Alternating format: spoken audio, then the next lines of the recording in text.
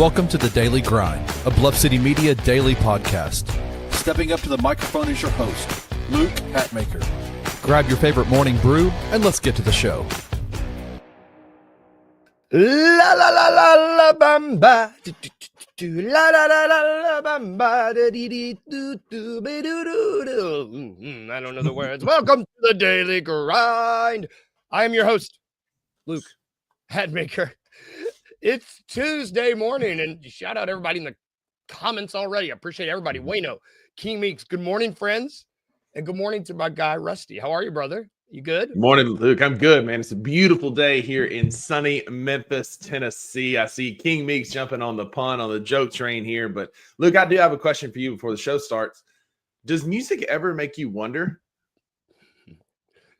I mean, it made Stevie wonder. Yeah. Y'all go to the Daily Grind. Yes. I was like, do I answer? I don't think I answered. There's got to be a great pun here. Oh, my God. I love Stevie Wonder. I do too. We're a pro Stevie Wonder on the show. Yeah, this is a pro Stevie Wonder pod. If you're watching Stevie, hop on. King Meeks had me back to the show. King Meeks had me covered with the pun yesterday because you weren't here. It was great. Let's just dive right into it, brother. We have a finals game that is set. It is set, man, and we have the Indiana Pacers facing the Oklahoma City Thunder. Not until this Thursday. It'll be 8:30, I believe, is when tip-off is. Yeah, 8:30 Thursday, June 5th. This is going to be a finals of two small market teams. The Paul George finals I saw in the comments section. Let's start there. Do you want to start with how both these teams had Paul George and both made teams to trade Paul George to build their current rosters? Absolutely, because most of these guys were involved in a Paul George trade, right? You got SGA, the current NBA MVP, who was brought over when Oklahoma City shipped Paul George out to the Clippers in that massive haul. A lot of the picks and trade fodder of him leaving Indiana are still on this team. You know, I think Siakam was a part of that trade. I believe I think that was part of that 3-team trade to get him out to Oklahoma City, maybe. But like these teams are constructed in the wake of Paul George, which is interesting because Paul George himself has never been to the NBA Finals. Man, it's so funny how like a guy in Paul George that I think many teams have made the move for. I would say that all the teams that acquired Paul George from these teams, they acquired him with the hopes that they would make a finals run. You know, I think everybody that's traded for Paul George is like, we need him to be a part of our core to get to the finals. And that's just not been the case. It's not. You know, he calls himself playoff P, but, you know, it's like maybe play fall off P, maybe is what it would be. Fall off P, maybe, because he's not been a playoff riser. He's never played well in the playoffs. He's never been in really high leverage playoff situations. I don't know that his teams have ever really truly made it out of the second round. And I'm in a lot of Grizzlies group chats. And in one of them, just a couple of weeks ago, we were discussing about how we should trade Desmond Bane for one Paul George. And I had to hurt some feelings because if you look at their regular season and playoff stats, Desmond Bane has better true shooting percentage, 3-point percentage, field goal percentage. Everything is better than one Paul George. But I digress. Again, the idea, and this is how I'll wrap this up. So I wrapped up that argument. The idea of Paul George, the Paul George theory, if you will, is fantastic basketball. Yeah. The Paul George product, maybe not so much. And that's why his two former teams are now in the NBA Finals without him. Yep. I mean, and it's a very good point. The idea of Paul George is something that I think 30 NBA player. Yeah, including the team that he's on. They would love the idea of Paul George, but he's just not that guy more often than not, unfortunately. I mean, it's like being a Tennessee Vols fan, right? Like it feels like 98 every year, right? You can talk yourself into Paul George carrying you to the finish line until Paul George actually plays, falls apart in the playoffs, gets hurt. You know, I think he's played like 40 games over the last couple of 2 seasons. I mean, God bless the guy. He's had some injury bad luck. Remember that nasty broken leg he had for USA basketball. I just you hate it because he seems all intents and purposes seems like a great guy. But in the wake of his departure, his two teams are now playing in the NBA Finals. One of the best offenses, one of the best defenses, two teams that play with a ton of pace. I think Thursday night is going to be a barn burner. Yeah, which I don't even have to transition because I got you here. It is going to be, we're talking about two teams that play with immense pace. We're talking about one team who in Oklahoma City who's specializes. They specialize in forcing turnovers. It's what they do. That's what they've done all season. And then you've got the Pacers who don't really turn the ball over that much. They can't take care of the ball. Mm-hmm. If there's a team that is, I don't know if any team is well equipped to beat this Thunder team because they're really good. If there's a team that I think could give them a run for their money and a coach give them a run for their money, it's going to be this Pacers team. It feels like it, right? Because you're right. Like Oklahoma City is mostly plus defenders. The Pacers maybe have 4 that are 4, maybe 5, not Hallie, but there's a good chunk, with Siakam, Miles Turner, Mathurin, Nembhard. Those are great defenders. Oklahoma City is the deepest team we've seen in the NBA in a long time. Like you talk about true depth, the Grizzlies like to hang our hat on our depth. Oklahoma City has legit contending depth. And what's nice is the Pacers do as well because they play at such a high pace. They end up playing 8-9 guys more often than others. And these 8-9 guys can play really well, right? These guys are again playing with house money. As a friend of mine who's a Pacers fan here in Memphis, shout out Zach, said, he's playing with house money. Like we're having fun, right? Like at this point, nobody expected us to be here. We weren't supposed to be here. Those teams are the most dangerous, as Ole Miss learned last night by losing to Murray State in their home regional. Had to plug that in there somewhere. Go Racers! We are all Murray State fans today. That's awesome. Poor Uncle Buck. I do see. Good morning, Jalen. I see Pacers in 7. That's what I hope for. Mm-hmm. I would love that. Can you imagine? That's what I really, really hope happens. Same. But what I think is going to happen is Oklahoma City in 5 or 6. Like, you think they're going to win the Pacers? Yeah, I think the Pacers can take a game.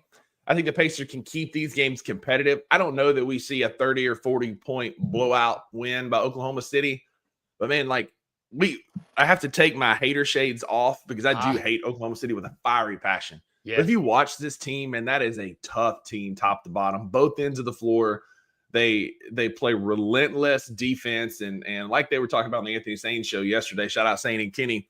They just foul the hell out of the other team and say, you know what, you can't call them all, right? You can't call every foul down the floor. And so, they're following in that grit and grind mold where we used to bully people and beat up people for 4 quarters and wear them down. That's exactly what Oklahoma City does, is they're going to be physical with you. They're going to take some fouls, but they know that the rest aren't going to call them all. And so they're super, super physical. And a physical team like that, Indiana's physical. They out-physical the Knicks for sure. I think this is going to be a good, schoolyard kind of fight. But I just think Oklahoma City has too much good depth. And I think, again, even if it's a gentleman's sweep, I don't think they win games by more than 10, 12 points. Yeah. Yeah, it's going to be looking at how, got the 4 seed, got the 1 seed. Both teams are 12-4 this playoffs, which I find interesting. It is interesting. The OKC's 8-1, 8 at home. 8-1. Yeah, 8-1 at home. 1 loss to be into Denver at home. That's right. And then the Pacers are 6-2. Points per game. Pacers are 117.4. OKC's 117.1.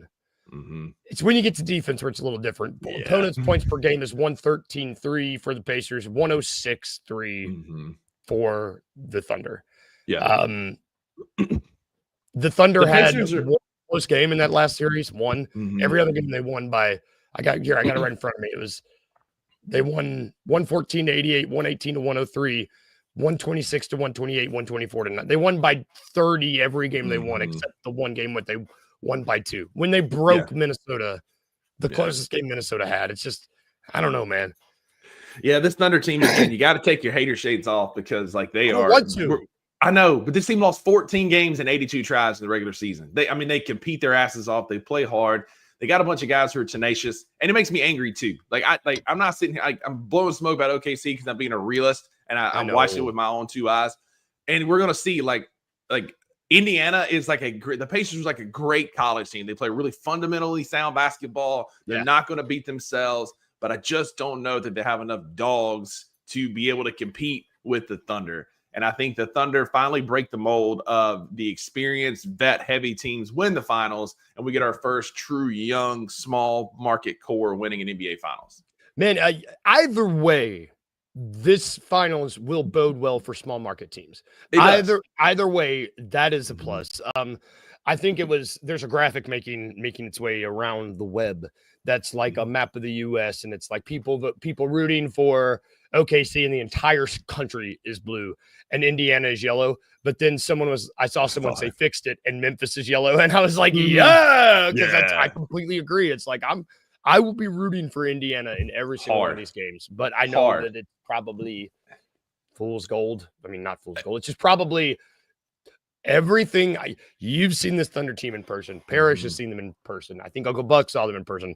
Every person I have spoken to who has seen them play in person, first thing I asked them, are they really as good as they look? And every one of y'all said, yep.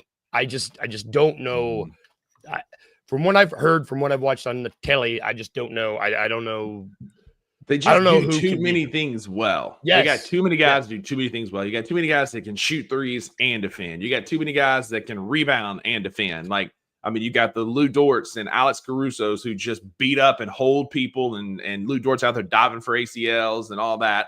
You've got guys who just don't miss with SGA, Chet in the lane. Like, they got just too many guys that can just beat you, man. And I love this Pacers team. I root hard for them. I think that map is a bit skewed because I think when we talk about X factors here in a minute, we're going to talk about why I think there's going to be a large portion of the country actively rooting against the Thunder because of a couple of things in my X factor.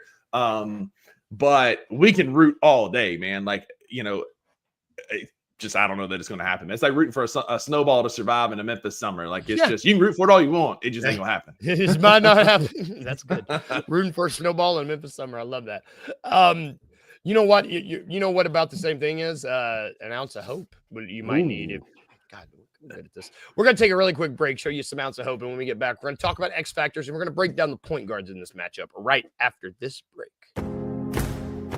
Looking for an alternative to alcohol or conventional medicine? Check out Ounce of Hope, a Memphis-based dispensary with 2 local stores in the Sanderlin Center and on South Cooper Street. You can get all the products you need in a location convenient to you. Each store offers an intentional shopping experience with dedicated bud tenders to answer all of your questions, from product selection and mushroom blends to our personal favorite, the Delta 9 seltzers. You gotta try the Peach Buzz. Try Ounce of Hope at either one of their 2 Memphis stores or at www.ounceofhope.com for convenient products shipped right to your door. Use the promo code BluffCity for 15% off any order, excluding sale items. Cannot be used in conjunction with other promotions or discounts. One use per customer.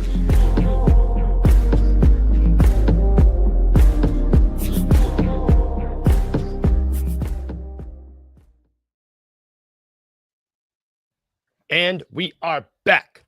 And if you missed that URL website, it's below, www.ounceofhope.com. Check them out, guys. It's good. I don't know if your mouth can water from gummies and mushrooms, but every time I'm like salivating at that commercial. It's crazy.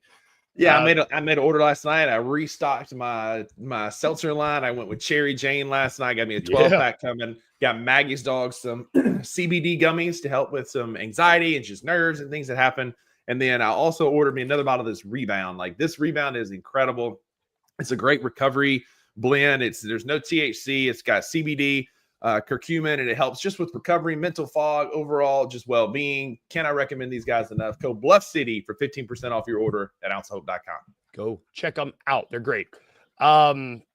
Like we mentioned, this Pacers team may need more than an ounce of hope to beat this Thunders team. We're going to see. I do want to break down just certain things. We may break down other matchups as we get closer, but the first one I wanted to break down head-to-head, Hallie versus Shea.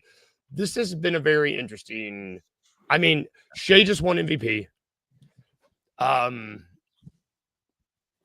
would take Shea over Hallie any day of the week, but oh my God, I can't explain to you how much I love watching Halliburton more than Shea. It's such a weird head-to-head because it's like, well, yeah, one of them is probably better than the other. I don't think that's arguable, but God, there's one that I would prefer more than the other on my team. I don't know. Yeah, as a fan of pure basketball, like Hallie is an ethical hooper, right? Yes. Like that stat line where he had 32, 15, and 12 with 0 turnovers, like that is legendary. Give it to And me. I'm gonna have a hard time betting against Tyrese Halliburton in these finals simply because like he's just got that clutch gene that helps him win games late and can be the guy that, propels his team to victory if you let them hang around. Yep. SGA is just so good on both ends of the floor. Offensively, he's a mid-range assassin, can get to his spots, can get you tripped up to get those fouls, just attacks. And he's also a good defender on the other end. Now, AC Caruso or Lou Dort, no, but he is a pesky defender, an all NBA type or all defensive team type defender. And he's just so good at so many things. I can't stand him because he's just a weird dude with his flopping and flailing and the faces he makes and the whistle he gets is absolutely diabolical. Yep. So from a hoops head standpoint, I can't stand him, but just from a unbiased head to head, I mean, it's SGA every day. But I don't mind Hallie having the ball in his hands with 3 seconds to go and a chance to win. Same. Edward, shout out. Thank you for joining us, brother. They're like 2 different engines in 2 different cars. It's a very, very good way to put it. You're going to like what you like. I really hope that this is not the case. I hope that SGA is not going to live at the foul line. I hope they let this series not live and die at the foul line, but I don't know. I don't know. That's why their games are so hard to watch because Yes. it's just like stop, start. It's like a Brunson game, right? Like if nothing else, I'm grateful that the Pacers saved us from a Knicks Thunder finals where it would have been like first to 200 free throws wins. Like that's what it would have been. Yeah, God, I've kind of blacked out that might have been what we were in for since Indiana won. That would suck. As aggressive as the Thunder are and as much as the Knicks flop, it would have been ugly. It'd been ugly basketball. Yeah. I mean, there's so much that can really, there's a lot that's going on in this series, apart from this head-to-head match between the point guards, like just what to look at from both rosters. I wanted to look, who do you think some of the X factors in this finals is going to be? You said you've already worked, you have a couple ideas. I think there's a lot. There's a lot that could go either direction on either one of these teams, which I found really interesting. What do you have first? I'm interested to see. So my first one, I'm going to get my tongue-in-cheek one out of the way. I think the X factors of the NBA Finals are what we just talked about. Tony Brothers, Scott Foster, the referees. Look, I got a stat for you. So of the teams that are remaining in the NBA playoffs, the Thunder and the Pacers, the most free throws made and attempted by players, right? So you got SGA's obviously first. He has attempted 147 free throws, making 126 of them in the playoffs, just the playoffs. Followed by, in second place, SGA in the first half, where he has attempted 79 and made 65. In third place, SGA in the second half. Shocker, 61 for 68. You have to get down to fourth before you get a Pacer. It's Benedict Mathurin, 57 of 62, followed by Jalen Williams, Chet Holmgren, and then a passel of Pacers. Say that 5 times fast. But SGA is in first, second, and third place from attempted playoffs or attempted free throws in the playoffs. So my first X factor is the guys with the whistle. Are they going to let them play? Are they going to let it just be like free-flowing basketball, which the NBA Finals should be? Or is this going to be a look-at-me fest with the refs and Oklahoma City flailing? Oh, my God. I hope not. I just hope not. They're my first X factor for a reason, Luke, because like they influenced so many games for this Thunder team in these very playoffs. And it's unethical. It's not fun to watch. I get it's a skill and it's part of the NBA. Shout out James Harden for ruining that for me, much like Rascal Flatts ruined country music for me, but that's a whole nother conversation. I just hope that I'm wrong, but I think the first X factor is going to be the referees. Man, yeah, I think you're right. I do think the guys that I think that we know that the guys that you leave open on Oklahoma City Thunder, we know they're going to knock down their shots. We know that Caruso can do it. We know that Wiggins can do it. We know that Kason Wallace can do it. We know that all the Isaiah Joe. Yeah. I think the X factor, it's going to be the TJ McConnells, the Mathurins, the same dudes for the Pacers because they're there, but I just don't know if I rely on them. Obi Toppins, I'm going to say the bench units of both these squads are going to be X factors because we know what the starters can do. It's going to be about which one of these bench guys make their shots. I hope that's what it comes down to. I hope it's going to be like Obi Toppin makes his shots over Isaiah Joe. I think if those guys can make their shots, if TJ McConnell can play well, Sure. If the Pacers bench guys, those are going to be I think that they have to have a good series for this to go over. Shelby agrees. For this to go over 5 games, I think they have to have a good series. Yeah, I definitely agree with Edward too. No, my life isn't a highway that I'm gonna ride all night long. If you know me, I am anti Rascal Flatts almost as much as I am anti Chris Paul. But anyway, another show. My next X Factor is going to be Pascal Siakam. He was unbelievable in the Eastern Conference Finals. Obviously, he won the conference finals, though Hallie thought he had it in the bag as he was prancing up to the stage, and they were like, Pascal Siakam. It was great TV. But Siakam was able to get to his spots, hit some big threes with those high arcing threes that he shoots. I think he could give Chet Holmgren some problems. I think he's bully enough and aggressive enough that he can run through Chet's chest. He's athletic enough in the open court that I think he can be kind of a problem for the Oklahoma City defense just because he's so big and can shoot. If the Pacers are going to have a chance, like Hallie is going to be kind of the guy, but that's who Oklahoma City is going to like tee in on, right? With Lou Dort and some of these bigger defenders, because Hallie is kind of a skinny guy. And so you can get a big defender like Lou Dort on him and give him some problems. So Pascal Siakam is going to have to carry that momentum from the Eastern Conference Finals into the finals if the Pacers are going to have any chance. And you got to remember, man, he actually has a ring already. So of this Pacers team, he has got that championship pedigree. Is he going to play like it? You know, another guy that I think it's funny. I think there's a lot of Pacers that are X Factors that have to play. That's kind of what I came up with. Yeah. Yep. I think Miles Turner is an X Factor, and primarily it's because Wayno put it up here. Can he break through the Caruso wall? Because Caruso has been playing up literally to the bigger guys, and he's just hacking the shit out of them. Pardon my language. I was about to say he is, man. He's just hacking. And is Miles Turner, who has been in trade rumors since he arrived in Indiana, and is about to be restricted free agent, I don't know if he's restricted. He's about to be free agent. Is he going to be able to tell Caruso to stop it, grab him by his little bald head, and go no, and ball out? I think it's going to be important. Yeah, I agree. That's going to be tough because Caruso, going back to my statement earlier, like the Thunder get away with being physical, and Caruso is probably the number one guy that gets away with being physical because he holds, he grabs, he does everything he can until the refs call it. And I don't blame him. Like I'm a fan of physical basketball, and that's what he does. Go watch the film of their games and see how much he holds Jaren and holds Jokic and holds these dudes, right? But I agree. I think Miles Turner has to find a way to break through that Caruso wall if they're going to be able to do anything here. And I did want to have one Thunder. I've kind of already talked about some Thunder players with the refs, right? Because those count as Oklahoma City Thunder players based on the free throw disparity. But the Pacers lack a true like bully big man, right? Because they've got Miles Turner, Siakam are more kind of finesse bigs. You got guys. Obi Toppin, right? Who's kind of a bigger athletic guy, but he's not a bully. And I think if the Thunder can control the paint and the boards with Isaiah Hartenstein, I think they can they'll dominate this because he's big, he's strong, he's great at finding a body and putting a hip on it and blocking out, impacting or getting rebounds, those tap outs. I just don't know that the Thunder or the Pacers have somebody with enough lead in their pencil to go against Isaiah Hartenstein. Enough lead in their pencil. I've never heard that. You're welcome. Dude, you picked, you know what? We're not going to talk about any more X Factors because I don't want to talk about any more Thunder. You picked the one Thunder that I'm like, you know what? Like, one, I really like him a lot. I wanted him to be a Grizz. We wanted him to be a Grizz. We've been writing pieces on it for years about trying to get him on this team. Yes. He was their big free agent acquisition. He was it. And you know, you get those guys, you go and you get those guys to be X Factors in the playoffs. They traded for Alex Caruso. We just briefly talked about him, and then they got Isaiah Hartenstein. It's like those guys, the moves, you had your team, you went and you made your moves. Are these guys going to actually rise to the challenge? We talked about the Pacers and the Thunder being the mold for the Grizzlies to follow on the 2 Buck Sports Show last week. Kenny and I did.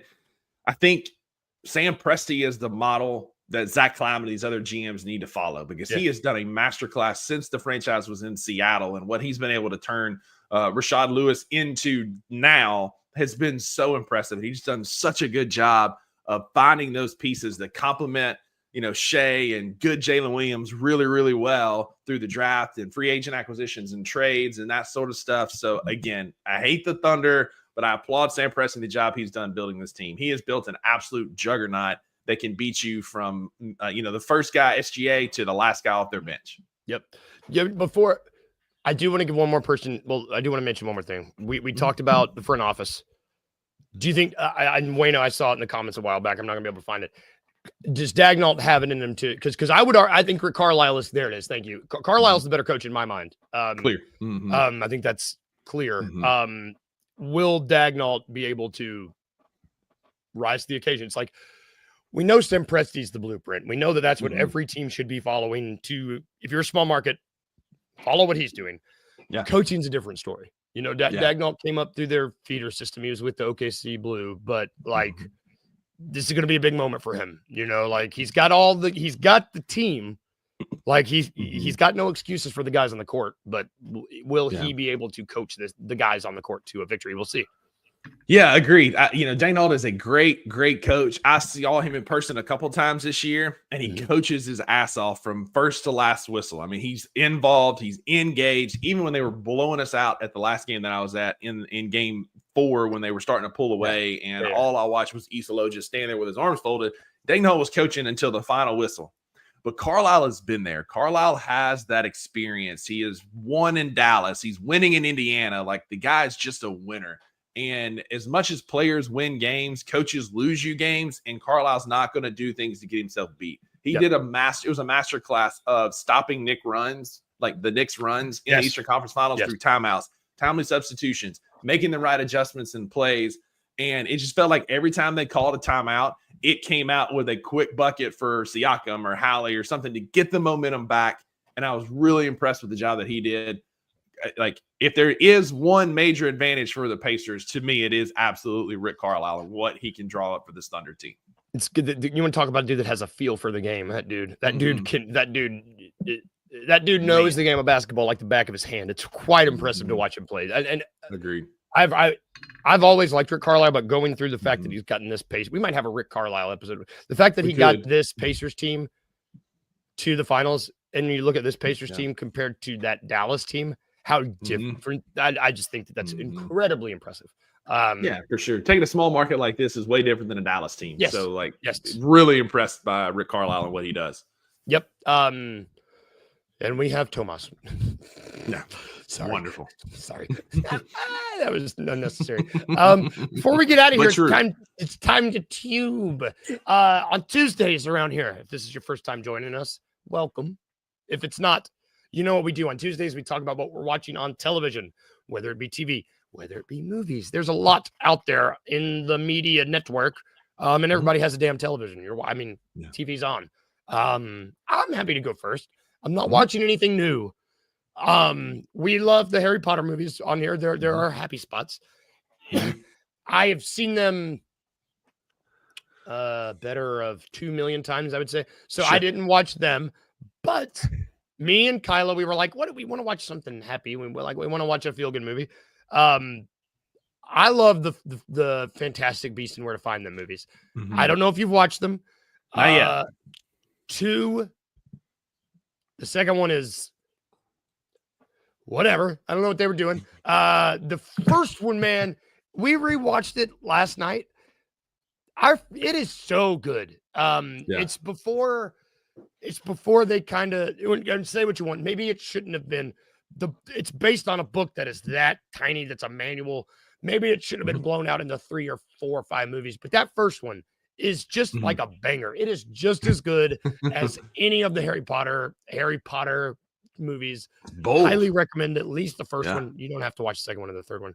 First one's good. Sidebar, did you see who they cast as the new Harry, Ron, and Hermione? The kids? No. for the HBO show. I'll send you pictures. They cast them. The Ron and Hermione are amazing. They look perfect. Hermione is like this little she's a little mixed girl, and she's got gorgeous curly hair and buck teeth. And apparently she played Matilda in the Matilda musical on Broadway, so she's good. Between you and me, I think the actor they got playing Harry looks like he's got soulless eyes. His eyes look like shark.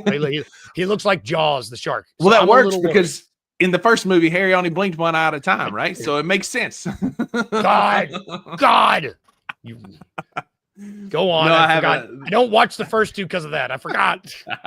No, I give Maggie loves those movies, and we're going to watch them. They're queued up for us later this year. It's definitely something we want to watch. But I always give her a hard time. I'm like, the Fantastic Beasts and how to season them, or the Fantastic Beasts and how to eat them, like those type things. But I had to promise that I would not murder any Fantastic Beasts. So there's that. So for me, I'm still watching House of Dragons. I understand what you're saying. Like, they changed the actresses, and like the girl who's playing Allison, like whatever, that was fine. But like Rhaenyra is the one that bothers me, because like she was so good, and this new girl's probably great. And I've only watched one episode where she's giving birth and all these kind of things, and she does great. She's fine, but it's just not the same as it was. And furthermore, Maggie and I talked about this.